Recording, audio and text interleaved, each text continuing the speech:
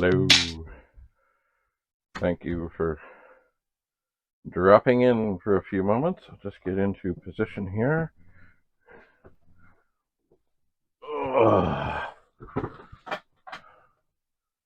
Yeah. So welcome back. Hang on, let me change the screen color. If you don't know, it's 53280, comma 0, 53281, comma 0, and then Control 2 will change the screen color.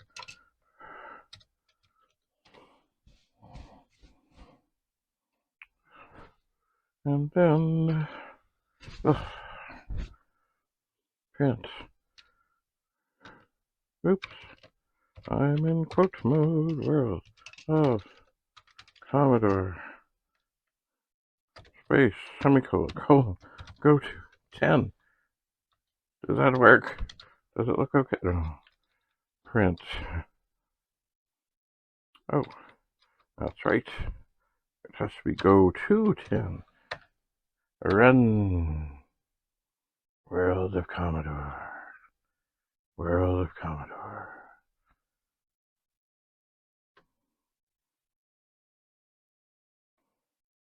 There was a fellow. He was actually the fellow, I think, who was selling the I Adore My 64 buttons, and he wrote a little program that made World of Commodore go back and forth. He was experimenting with all kinds of things, reliving his programming days, I suspect. Let's see. How does this look? World of Commodore. Well, that too is interesting.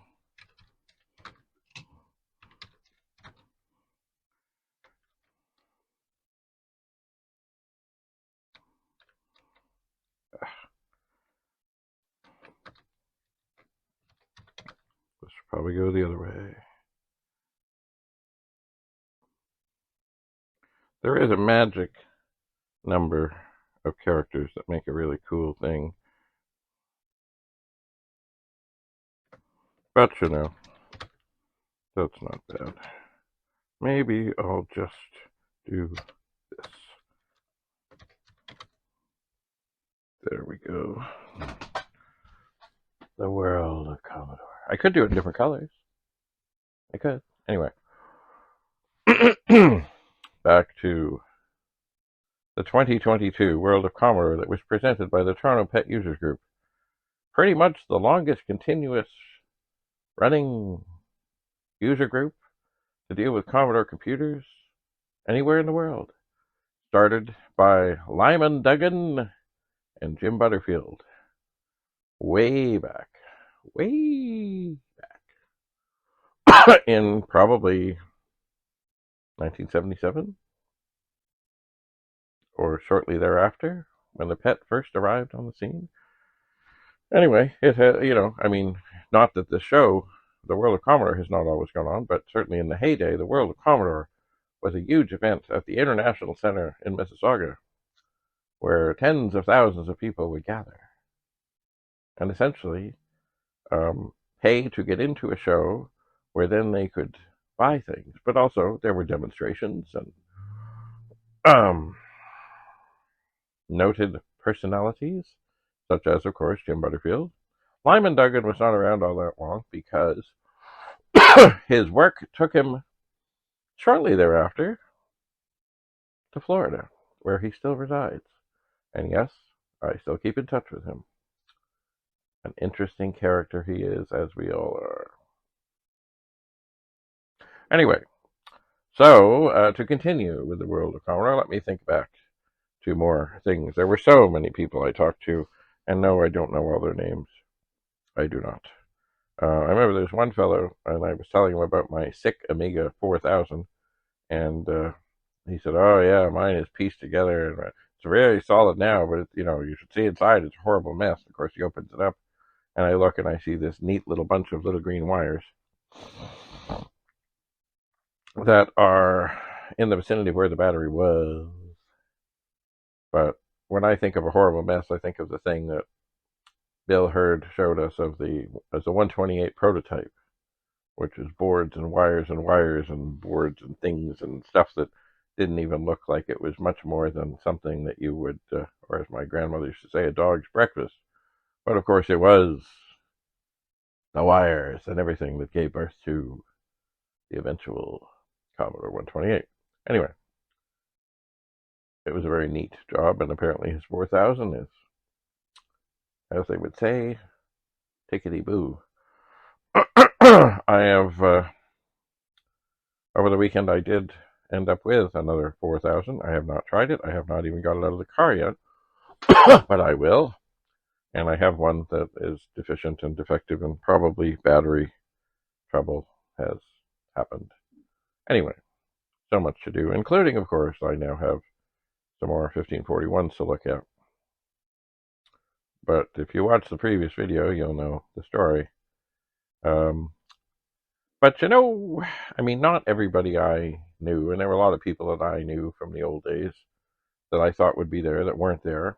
I'm not sure. Maybe the price of admission scared them away, because it used to be, I think it was $5 if you remember, and $10 if you weren't, which included membership. Now I understand that, of course, this thing costs money, and if not a whole lot of people come, and they've spent a whole lot of money to put it on, then they're going to lose money. That's not good. But maybe next year, I don't know. I guess we'll see how it went over this year. But maybe this year, or sorry, next year, they can rethink the price a little, because I think that might have scared some people away. And indeed, I know what that's like. I know there was one time years ago, there was this reunion going on at the school that I worked at. And first of all, they were going to have the dinner not in the school because somehow it would benefit somebody else who was somehow involved to have it at their restaurant that was nowhere near the school. And from the moment I heard this, I said, that's dumb. Reunions, the typical thing is people want to go, they have the thing catered, they have tables, either in the cafeteria where they used to eat lunch when they were teenagers, or in the gym or something or other. And of course, I was immediately told, oh, no. And of course, eventually they said, oh, look, no one's signing up for the dinner. Maybe we should do it at the school. Imagine. The other thing about that was they wanted the returning staff members and retired teachers similarly to also pay to attend, to which I said, these are the people that are this is the draw. This is what people want to come back and see. They're the math teacher that opened their eyes to the wonders of math or the whatever. And I said, all you're doing is making it that people won't come. So yes, perhaps there need to be a series of people deemed TPUG legends or Commodore legends who can, kind of like Wayne Gretzky, who can walk into any hockey game in the NHL there is, and they'll accommodate him. I don't think I think he has a special pass thing, but I think everybody just is like, oh my God, it's Wayne. Anyway, so there were people that I saw that I knew, and people that I saw that I didn't know, and people that I was looking around saying, I wonder where they are. And anyway, it was good. It was good. There was, I don't know how many different machines there. Certainly everything from, it's funny, I don't remember seeing an original Chiclet Pet. I don't. I could be wrong. Anyway, and there was an interesting display just inside the door of this fellow who had this thing that was, there was a Raspberry Pi involved, and I don't remember the name of it. I wish I did.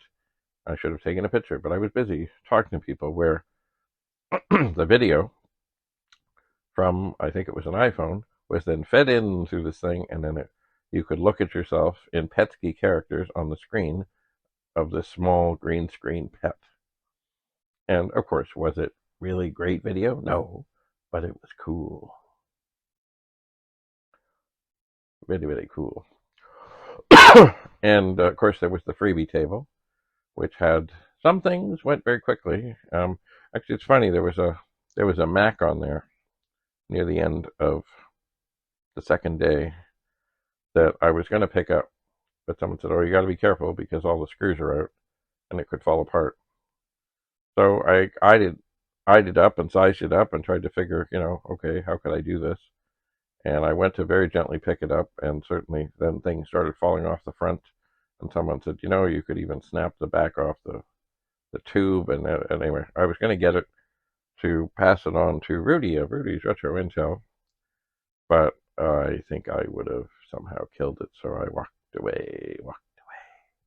But there were other things on the freebie table, and they, as just as it implied, people bring things, and they're not all Commodore related. They're usually some kind of computer, something or other.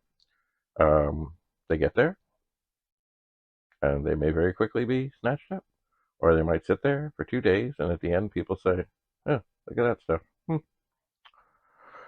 How about that? It's funny. The sign on the freebie table said, "Everything is free, but please don't take the sign." Anyway, there were people who were just showing what they had. There was a B machine, and I used to have two of these, which of course everything I ever got rid of I regret selling off, but we all regret things at times. Seller's remorse, and of course there's buyer's remorse. Like, did I really need 9 more bits of 1541 disk drive? No, I did not. But I couldn't not do it. I'm trying to think of other people specifically than I. Oh, it was nice to talk to Leif Bloomquist. He is a fascinating fellow who is doing all kinds of things to enrich the world and involved in the space. I was going to say race, but it's not a race. It's space exploration. And I know just little bits, but just keep in mind that someday when the Canadarm3 is up and operating and doing wonderful things, somewhere in there, and I don't know if it's hardware, software, or just ingenuity, or all of the above, there will be a member of TPUG and his contribution. And the fellow who really deserves the most credit, whose name I always have trouble pronouncing, was the main running. I'll do another video on this. The main fellow behind it all. He made it all come together. And he was there doing the online thing and organizing and fretting over every little detail. But without his hard work and dedication, it would not have happened. And as I say, there were some people who, due to circumstances, just would have wanted to be there and couldn't be there, such as Rudy of Rudy's Retro Intel. Work things kept him busy in a way, but there's always next year, and I'll see him sometime other time. And one of my highlights in years past was always finding Steve Gray sitting in a corner with a variety of things that he was up to, and built and created, and really he's a genius. He is, but he could not come. So I always enjoyed grabbing a chair and sitting and talking and looking and marveling over the things that he did, like having the 8032 where with a simple stroke of a control key it went to 40 columns and other magical things. But anyway, he continues to create, and we all do things as we can, and sometimes that takes a little longer.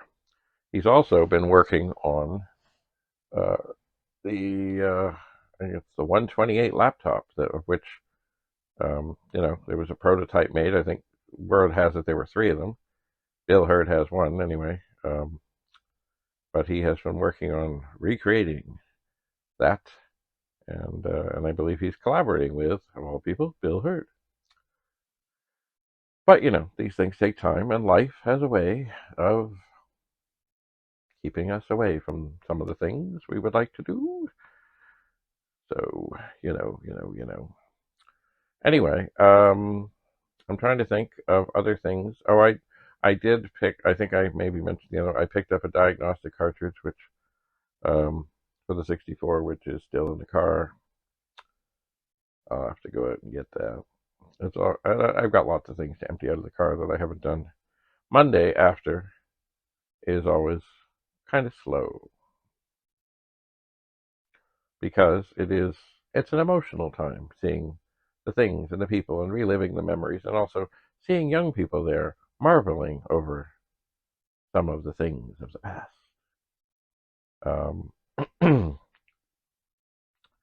As we pass the torch to the next generation,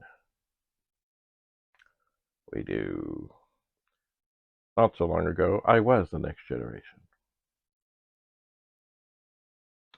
I was. Anyway, while I'm here, I think I might grab the 64 here. Now, I do intend to get a closer look at it. As you can see, it's been modified. I can't think of what someone would want to stick in here, but maybe it was for airflow. That certainly would let more air, and who knows, maybe the person had a fan sitting behind it. Anyway, it looks like it was sort of cut and melted off. It looks still even, it's sharp and maybe like it's a little molten. But this, if I'm not mistaken, there are no screws. Okay, I need to adjust things. Just a moment. I will set this carefully. And then I will carefully open this up. This is, ta-da, not what I thought it was. Okay, this is a 64 that I have not tested at all. And most chips are indeed socketed, not all, but most, and this is not at all what I thought I was grabbing. So, just a second. Oh, no. Things are not allowed to fall down. This is what I thought I was grabbing. Is there a screw? Oh, there's a screw. Alright, hang on.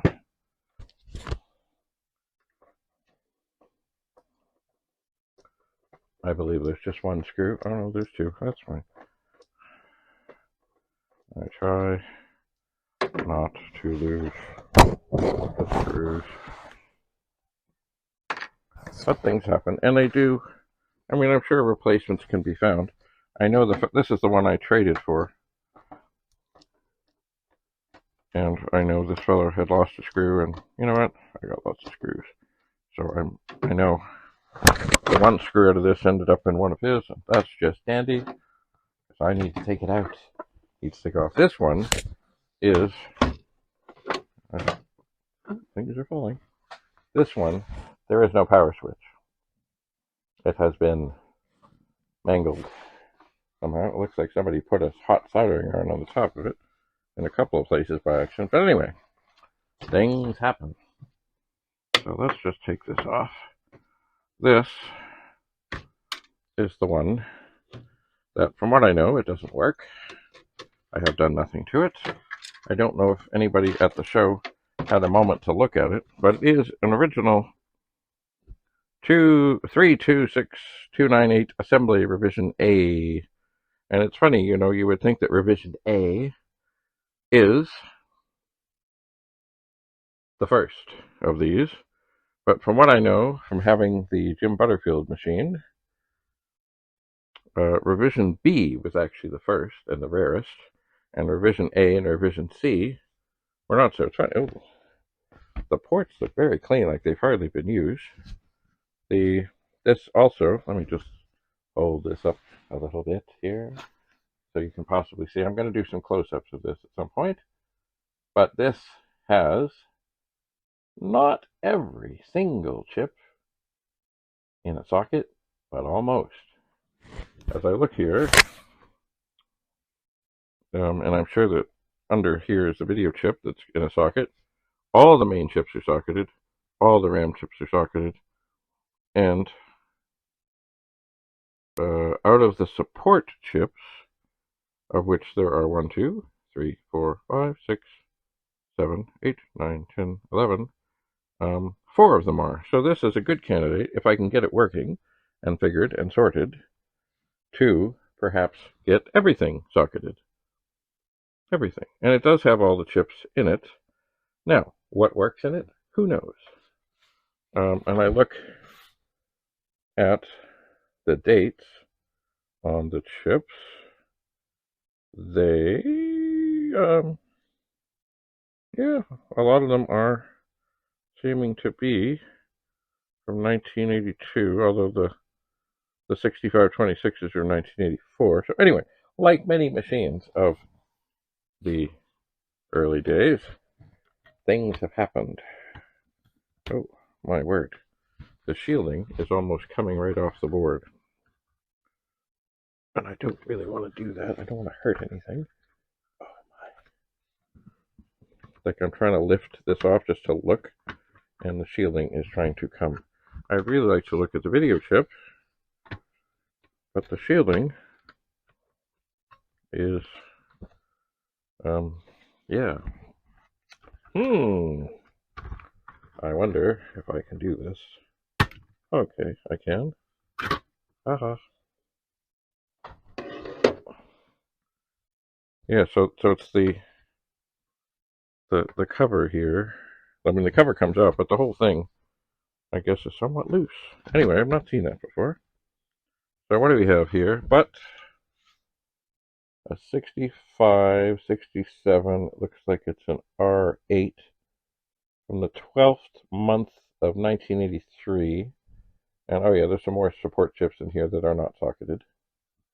Also, the power switch, which is missing, it's just been soldered across, so the machine will just come on. And this may be, I mean, everything in here could be dead. Most everything could be fine. Who knows what has befallen this machine? I just don't know. But it looks in pretty fine shape, and it is, of course, one of the oldest versions of the board. So, oh, I'll have to look at other ones. There does seem to be a couple of places here where there are chips that either aren't there, or were scheduled to be there, and it was deemed they didn't need to be there. In other words, U33 and U34. The socket, the places that they would be are quite full, like they're full of solder. It doesn't look like anybody's taken them out. I guess they were just deemed unnecessary at this time. Yes. The fuse, of all things, is really not, it looks cloudy and not good. I mean, I wonder if that's all. Let me look to the light. Well, it might be okay.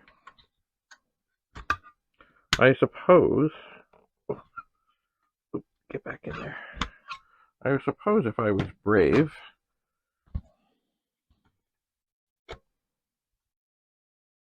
I would plug it in and see what I see, I suppose. Now, is this necessarily wise? Well, no, it's not. But you know. So I'll just set things down on top of each other, and I will put things down where they are safe. And I will turn this off. And now knowing, see, I can't turn this off exactly. I'll turn the 1541 off because the power switch is not there, so it's just going to go on. So I got to be really careful when I do this, and also really careful not to set anything down, thus that it falls. So I'm going to put in the video, and it's a good thing because, of course, the original 64s have the 5-pin video cable, as do I. So then I'm going to very carefully, with great care and reverence, take this, line it up, and jam it in.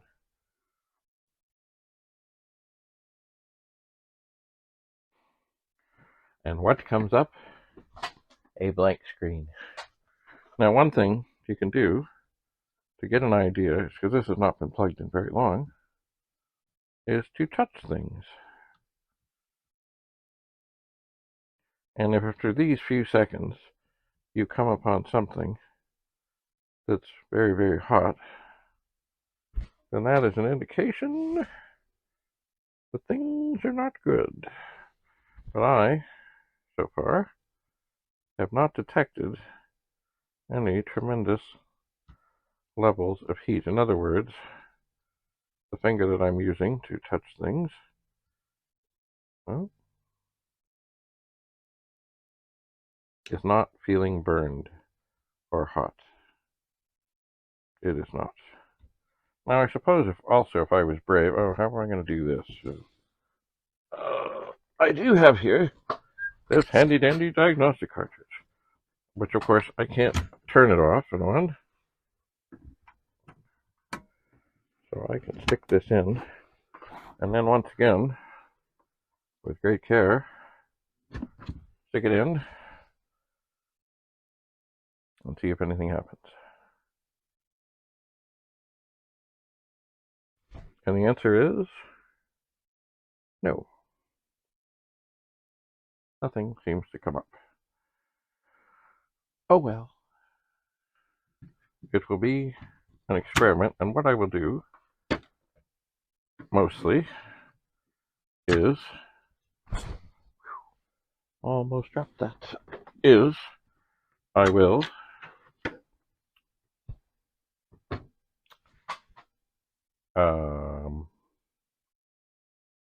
will take and test these chips individually in another machine. I will, indeed. Anyway, but was this necessarily, like, I traded this for a machine that worked that was missing chips. You know, I figure it was a good gamble. We'll see. It may not be. It may end up being, as they say, a wall hanger. But who knows? Now, the other thing, as I talk on here, is I was saying that I should set a timer so the video doesn't get too big, and then I have trouble getting it off the iPad and onto my computer where I can edit it. And I'm kind of losing track of time. I'm going to plug this back in, and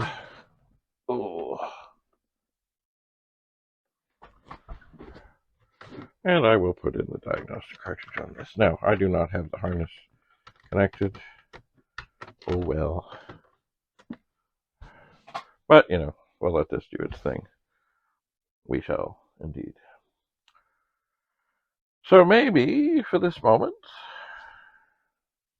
I should call it a moment, a day, a such, and then I can do some close-ups of some of these. You can see inside, and if anybody has any insights into what they see or don't see or anything, they can pass them along. But of course, with a Commodore 64, if you get a blank screen, it could be anything. And I much prefer testing them connected to a 1701 or a 1702 or some other monitor, because even though there's no switch here that I could switch, if really there's nothing going on, and thank you. If there's nothing going on that's good, or that even any indication of power, you will not see even the slightest flicker on the 1701 or the 1702 or whatever monitor you're connected to. Whereas if there's something happening, like there is power, there's some acknowledgement of something, then you at least know the fuse is good and that something is churning. Like even if it's just a little flicker on the screen. But if you turn it on and there's absolutely nothing, then check the fuse and then see where things lead from there. Anyway, so enough for now. I'm going to get up and stop recording and then ponder my next move. So thanks for coming. Oh, there's the sound test. There's the magical SID chip. So, once this is done,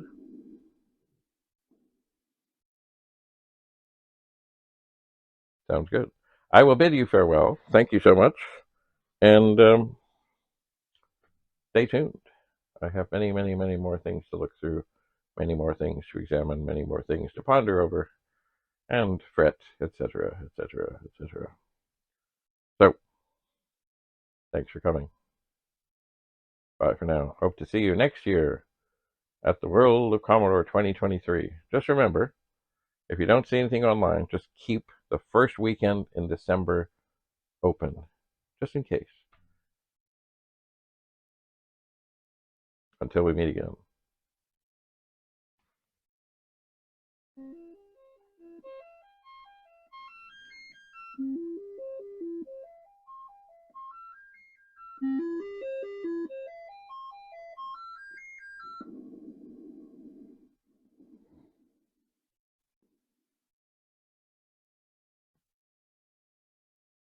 Bye for now.